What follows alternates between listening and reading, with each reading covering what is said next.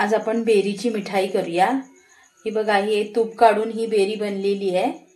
आपण तूप काढल्यानंतर जे येतं ते हे 1 वाटी दूध, अर्धी वाटी साखर, हे 1 वाटी रवा आणि 1 चमचा बेसन घेतलंय। आपण याची मिठाई बनवूया। रवा भाजून घेऊया। त्यात 1 चमचा मी बेसन आणि 1 वाटी रवा घेतलाय। हा चांगला लालसर भाजून घेतल्यावर ती बेरी ह्यात घालायची। आता मी भाजून घेते। हा बघा, कलर चेंज झालाय। आता मी ही बेरी टाकते। आपल्या तुपाची बेरी आपण तूप केल्यानंतर होते ना, ती ही बेरी टाकते ह्यात। फ्रीज मध्ये ठेवलेली त्या कारणाने ती अशी झाली आहे।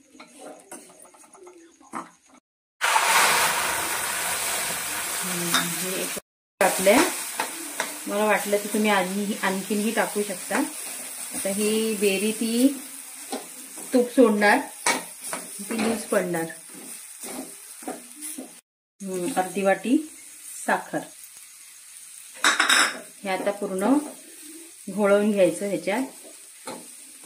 ती बेरी, दुधाची आणि हे सगळं मिक्स करून हलवत राहायचं, हे चांगलं एकजीव होईपर्यंत। आणि ताटाला तूप लावून हे सेट करून घ्यायचं। बघा, असं पूर्ण मिळून आलं पाहिजे ते बेरी आणि सगळं आपलं साहित्य, साखर, रवा असं सगळं मिळून आला की त्याला सेट करायचं। आपला मिल्क केक कसा असतो तसा होतो हा। ह्याला सेट करायचा। आता एका ताटाला तूप लावून हा सेट करायचा। आता आपला हा रेडी आहे।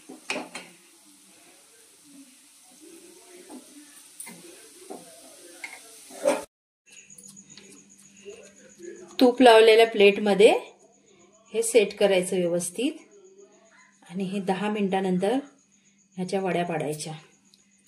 सुंदर अशी मिठाई आपली तयार होते, बेरीची मिठाई।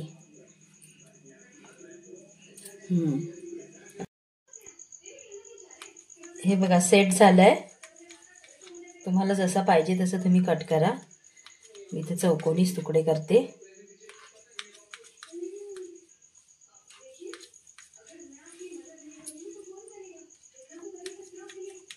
ही मळी नाही, सॉरी, बेरी 1 वाटी होती, 1 मोठी वाटी होती। ही माझ्या हाताने व्यवस्थित निघत पण नाही।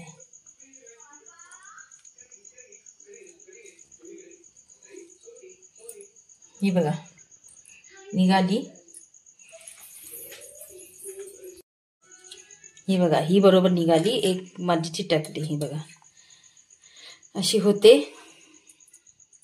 मिठाई। 1 वाटी बेरीला अर्धी छोटी वाटी रवा घेतला आणि 1 चमचा बेसन। टेस्ट मध्ये एकदम छान लागते। तुम्ही करून बघा। ती जे आपण तूप करतो ती बेरी फेकू नका, त्याचा रवा टाकून अशी मस्तपैकी मिठाई बनवा। छान लागते ही।